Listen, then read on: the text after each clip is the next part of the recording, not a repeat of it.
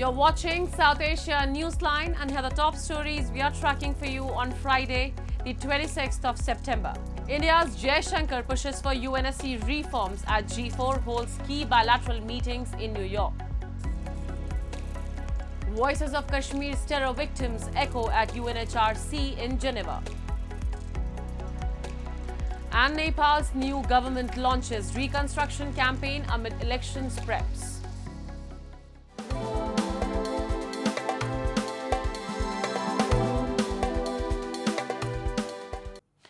And now for all the details.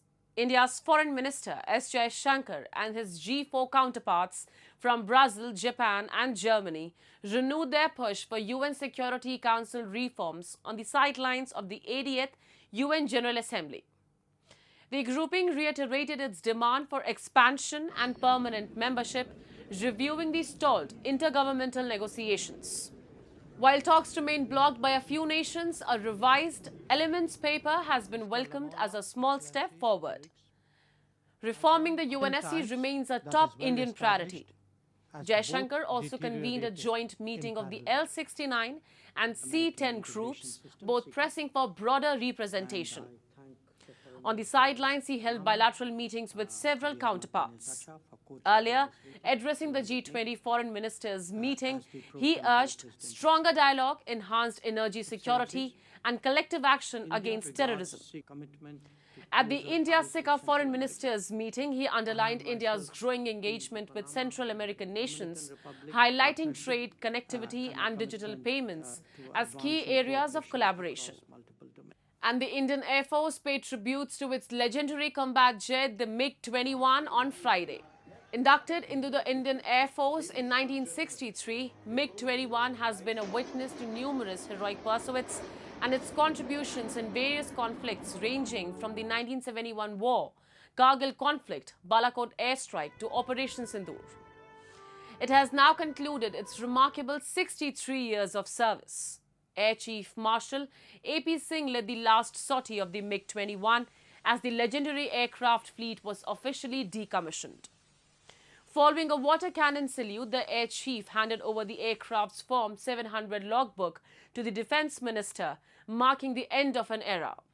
Meanwhile, India has signed a deal worth $7.03 billion to buy 97 indigenous fighter aircraft from Hindustan Aeronautics Limited.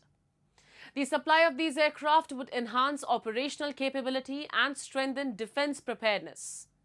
Defence Minister Rajnath Singh said in a post on X. इतने लंबे समय तक मिग-21 अनेक वीरतापूर्ण कृत्यों का साक्षी रहा है। इसका योगदान किसी एक घटना तक या केवल एक युद्ध तक सीमित नहीं रहा है। 1971 के वार से लेकर कारगिल के युद्ध तक या फिर बालाकोट एयर स्ट्राइक से लेकर ऑपरेशन सिंदूर तक ऐसा कोई क्षण नहीं रहा जब मिग-21 ने हमारी आर्म्ड फोर्सेस को जबरदस्त मजबूती न प्रदान की हो। The United States is strengthening ties with Pakistan to secure strategic military access closer to China and Iran. Paul Poast, an associate professor at the University of Chicago, has said. Speaking to ANI, Post explained that Pakistan's location makes it a vital gateway for U.S. operations, aligning with President Donald Trump's militarized foreign policy. He noted that renaming the Department of Defense as the Department of War signals the administration's embrace of military primacy. Citing Operation Midnight Hammer, recent U.S. strikes on Iranian nuclear sites, Post said such missions were possible due to regional military bases. His remarks followed Trump's Oval Office meeting with Pakistan PM Shehbaz Sharif and Army Chief Asim Munir, a meeting notably absent from official White House coverage. Post argued Pakistan is being viewed less as a diplomatic partner and more as a logistical enabler for projecting U.S. power. And so I can completely see where, especially if you start looking at other things, if you start looking at like Bagram, the fact that the Trump administration is making these demands to regain the air base in Afghanistan. And the reason why is because they're like, we want to be able to have military presence towards China. I can completely see where the Trump administration is viewing the importance of Pakistan from that frame. They are an ally who gives us, if you want to use the word that we use, access. If we have a presence there, it puts us that much closer to China, puts our assets closer to China and Iran. And at the UNHRC in Geneva, victims of terror from India's Jammu and Kashmir called out Pakistan's role in cross-border terrorism and urged the global community to hold it accountable. A report. At the 60th UNHRC session in Geneva, an event titled Victims of Terror, organized by the Shivi Development Society and the People's Cultural Center, brought global attention to the suffering of terrorism survivors in India's Jammu and Kashmir. Speakers underscored Pakistan's role in fueling cross-border terror in Jammu and Kashmir, and called for justice and recognition for affected communities. Human rights activists, journalists, and NGOs present at the gathering were urged to intensify efforts to counter terrorism in the region. The only architect of this campaign is Pakistan, unfortunately.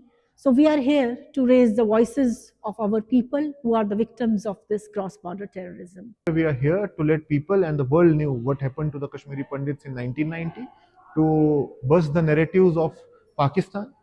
That is why we are here. And also from this stage, also from this forum, we want to request the world community to direct Pakistan to stop aiding and abetting the terror, to stop the terror activities they are doing in India and in our state of Jammu and Kashmir, and also direct the Pakistan to dismantle its terror infrastructure completely. Speakers stressed that terror in Kashmir is not the work of isolated rebels but of Pakistan-based terror groups like Lashkar-e-Taiba, Jaish-e-Mohammed, and the Resistance Front, already banned internationally. They underlined that while India defends its citizens, Pakistan continues to manufacture and sponsor terrorism, creating a cycle of violence that has claimed countless innocent lives. And Nepal's newly appointed interim Prime Minister Sushila Karki addressed the nation on Thursday, confirming that preparations for the country's general elections are progressing smoothly. She appealed to citizens to participate in the upcoming election to amend the constitution through the constitutional process. Meanwhile, in a press conference on Thursday, Minister for Physical Infrastructure and Transport Kulman Gising announced publicly about the establishment of a high-level committee and a fund to facilitate the reconstruction of infrastructure damaged during the Gen Z protest of September 8th and 9th. Gising confirmed that the government had suffered significant losses due to arson, vandalism and violence during the protests. With an estimated cost of over 200 billion Nepali rupees in damages, the government is working to assess the full extent of destruction.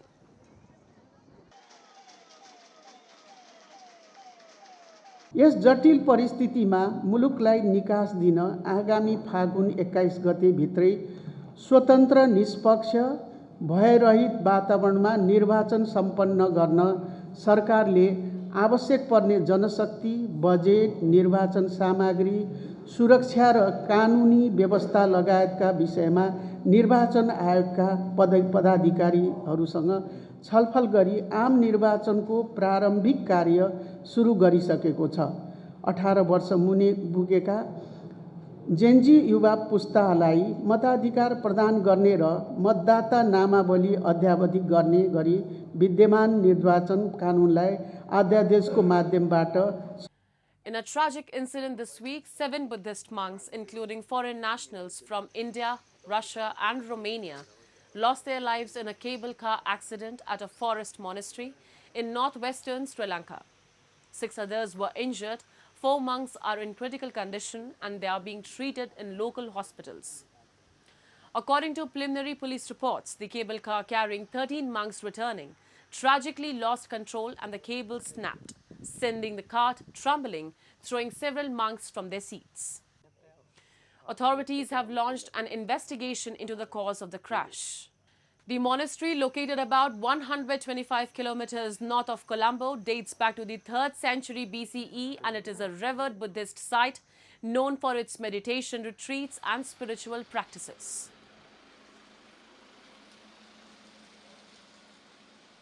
मैं tendeनो को मैं काउरा तिटिना जाना था लोग जाना था media में हम्मा में पाले हाटे में उड़िंग गिला तिब्बा जाना था देने पाले हाटे ला मैं අල්ලගෙන හිටියා මේ ටෝච් අල්ලගෙන ඉති පල්ලෙහාට යද්දි විහිදලා හැමතැනම තිබ්බේ උඩින් ගිහිලා තිබ්බා මීටර් 150ක් විතර වාගේ දුරට වාගේ විසිලා තිබුණා. එහෙම උඩට ගත්තා. ඉතින් ඇඳන් දාලා ටට්ටක් ගාලා ඉතින් උඩට ගත්තා.